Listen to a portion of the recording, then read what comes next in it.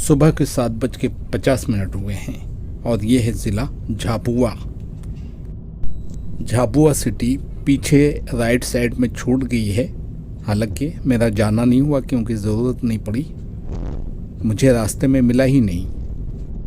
हाँ, ये जहाँ पे मैं चल रहा हूँ ये भी ज़िला झाबुआ में ही आता है और मैं ज़िला झाबुआ में बहुत देर से चल रहा हूँ, जब से बॉर्डर क्रॉस किया हूँ। मैं हूँ शाहिद, मुंबई से। आप देख रहे हैं शाहिद ट्रैवल व्लॉग्स। ये भामरता गांव है। भामरता छोटा सा है, ज़्यादा बड़ा नहीं है।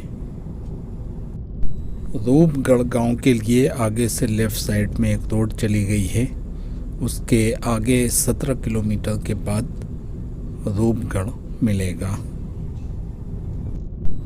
उसी रोड पर, रूपगढ़ वाली रोड पर एक गांव है देदला, जो कि यहाँ से 6 किलोमीटर के बाद है। बदनावर 83 किलोमीटर है सीधा। रतलाम 70 किलोमीटर है सीधा। पेटलावद 28 किलोमीटर सीधा। इंदौर 104 किलोमीटर है सीधा। हालांकि जहाँ से मैं गुज़रा हूँ माला चौक से, वहाँ से 70 किलोमीटर पड़ता था इंदौर, यानी अब काफ़ी दूर हो चुका है। और इधर से अगर जाएंगे तो 104 किलोमीटर मिलेगा। रायपुरिया 21 किलोमीटर है सीधा। ये सब मुझे जो सीधे जा रहे हैं, मुझे नहीं लगता कि मुझे मिलेंगे।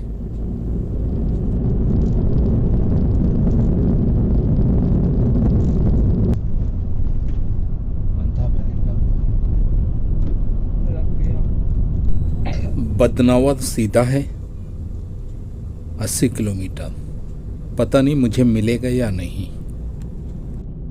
वागनिया भी सीधा है 36 किलोमीटर। पेटलावद 25 किलोमीटर। रायपुरिया सीधा है 18 किलोमीटर। लेकिन काला देवी दाईं तरफ है, जिसे रामा भी कहते हैं। और छापरी भी दाईं तरफ है 17 किलोमीटर।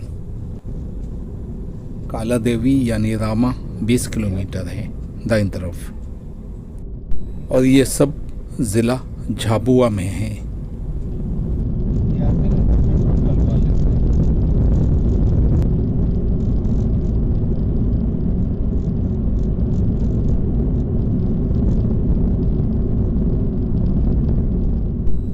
एक बात है, इस रोड पे बस वाले जितने भी मिलते हैं एक हान पे साइड दे देते हैं ओवरटेक करने के लिए।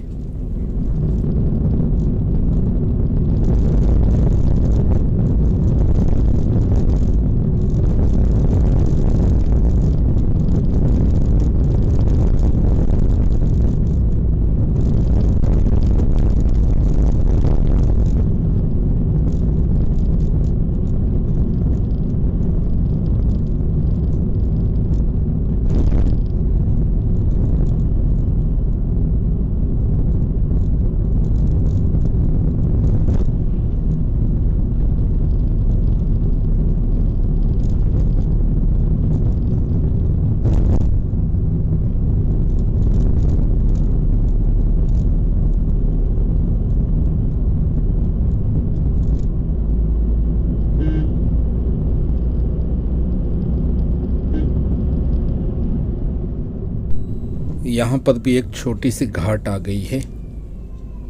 मध्य प्रदेश में छोटी छोटी घाट बहुत मिलती हैं। बड़ी बड़ी भी हैं लेकिन छोटी बहुत मिलती हैं।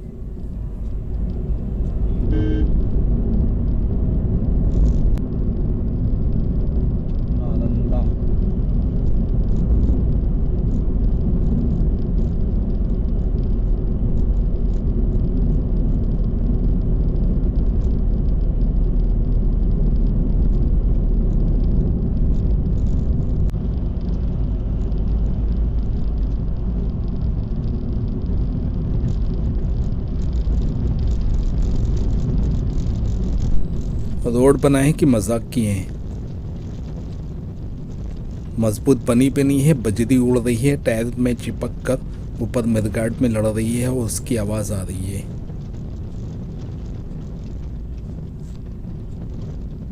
थूक लगाया है, ऐसा काम किया जाता है क्या?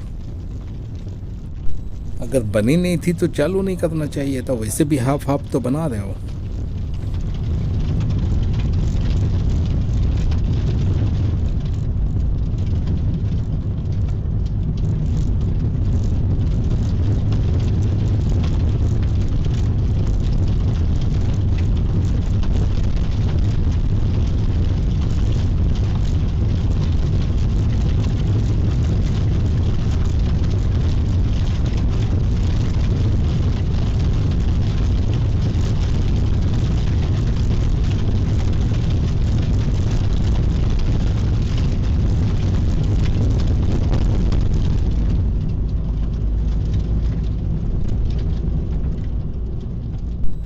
रतलाम,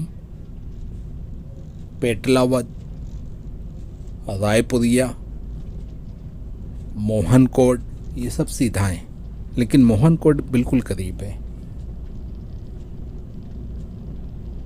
पारेवा, रसोड़ी, ये दाईं तरफ है।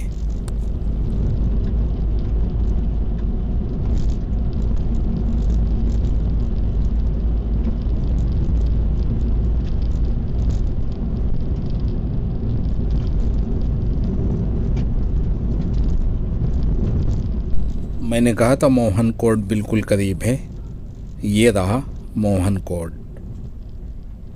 मोहनकोट एक गांव है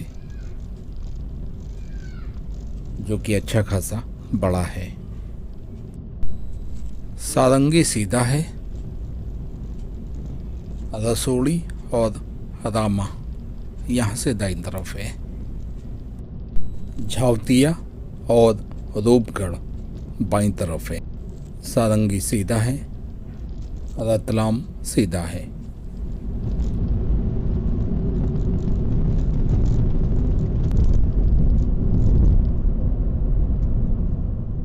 एक छोटी सी घाट सामने है। यहाँ पे जितने भी गांव मिल रहे हैं रास्ते में, मैं सोच रहा हूँ कि किसी गांव में रुक के नाश्ता करूँगा, लेकिन बहुत कम दुकानें नज़र आ रही हैं।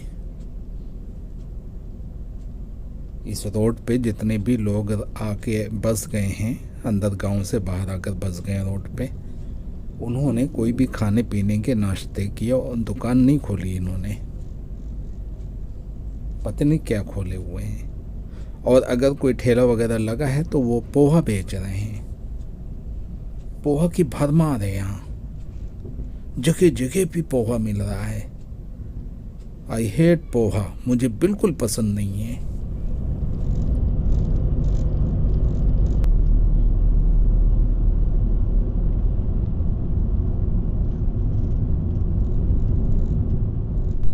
चेतावनी का बोर्ड लगाकर भूल गए। इसमें लिखा हुआ है आगे आधा रोड, बाकी पढ़ने में नहीं आ रहा है। सावधान, आगे आधा रोड। नीचे कुछ लिखा है कि आधा रोड में क्या हो रहा है, काम चल रहा है, क्या है, लेकिन ऐसा कुछ नज़र नहीं आया। पूरा रोड चालू है। मुझे लगता है कि रायपुरिया आ चुका है। ये रायपुरिया है, लेकिन कंफर्म नहीं है। मुझे लगता है, क्योंकि रायपुरिया बहुत बड़ा है और ये भी बहुत बड़ा है। नहीं, रायपुरिया नहीं है, ये आलस्य खेड़ी है। रायपुरिया तो आगे है, थोड़ी दूर के बाद, करीब है यहाँ से, लेकिन ये आलस्य खेड़ी है। बड़ा गांव है, लेकिन रायपुरिया थोड़ी दूर में है, आने वाला है। बोर्ड भी लगा हुआ है कि रायपुरिया आगे है। पेटलावद भी आगे है। रतलाम और सारंगी ये दोनों सीधा है। नवापड़ा दाईं तरफ है। रतांबा ये भी दाईं तरफ है। इंदौर और राजगढ़ के लिए आगे से दाईं मुड़ेंगे। रतलाम और पेटलावद जाने के लिए आगे से बाएं मुड़ेंगे। धार और झकनावत दाईं तरफ है। और ये है संभाग, ये संभाग गांव हैं। और नीमच 136 किलोमीटर है, गंदसौर 86 किलोमीटर, रतलाम 70 किलोमीटर, और ये सब बाईं तरफ है। लेफ्ट टर्न मारने के बाद मिलेंगे। और यहाँ से मुझे भी लेफ़्ट साइड में मुड़ना है रतलाम की तरफ, क्योंकि देवास, इंदौर ये सब सीधा चले जा रहे हैं, तो मुझे उधर नहीं जाना है। गूगल ने देखो मुझे कितनी पतली गली में घुसा दिया है। घुसने का दिल नहीं कर रहा था, लेकिन आगे तो चौड़ी हो गई, आबादी भी नहीं है। ये रायपुरिया था जो पीछे निकल गया, जो घनी आबादी थी। जिस गांव से घुस कर आया हूँ वो रायपुरिया था। ये भी रायपुरिया है। इस वक्त मैं रायपुरिया में चल रहा हूँ।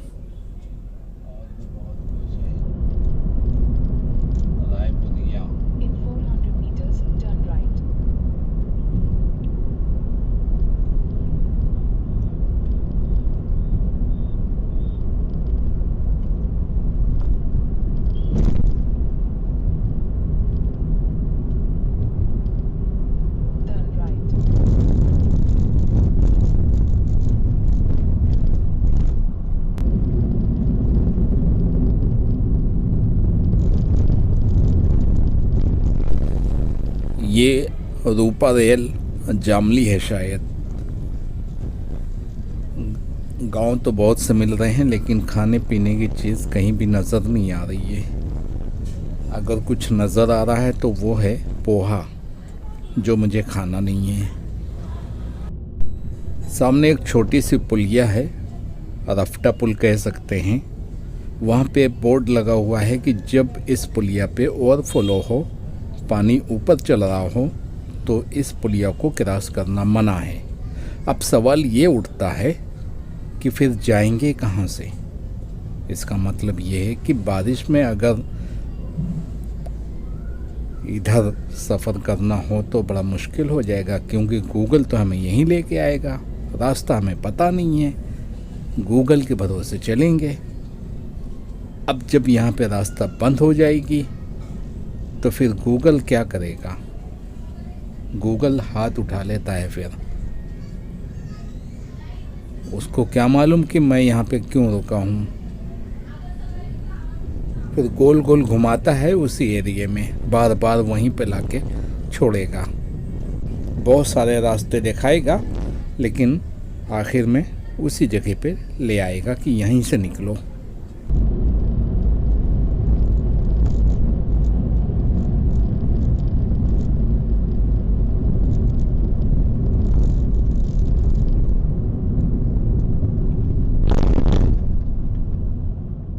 एक बड़ा गांव यहाँ पे आ गया है, लेकिन इस गांव का नाम नहीं पता चल पा रहा है कि कौन सा है ये। काफ़ी बड़ा गांव है। दाईं तरफ अमली मंदा है और बाईं तरफ मुतापला। ये पता नहीं कौन सा गांव है। रोड के दाएं और बाएं में दो अलग अलग गांव के नाम दे दिया है। हो सकता है दोनों मिक्स से हों, रोड से दूर हों, और रोड की वजह से आबादी यहाँ पे बस गई हो।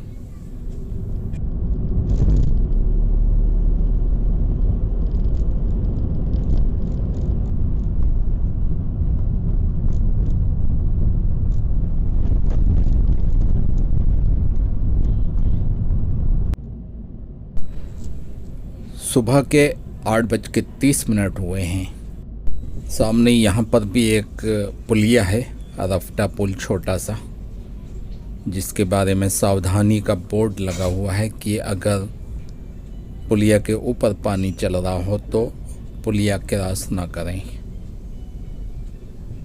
अल्टरनेट भी तो होना चाहिए ना कुछ। अगर ये रास्ता बंद है तो फिर कहाँ से निकले हम। सीधा सारंगी है और सारंगी बिल्कुल करीब है, बल्कि सारंगी पहुंच चुका हूँ।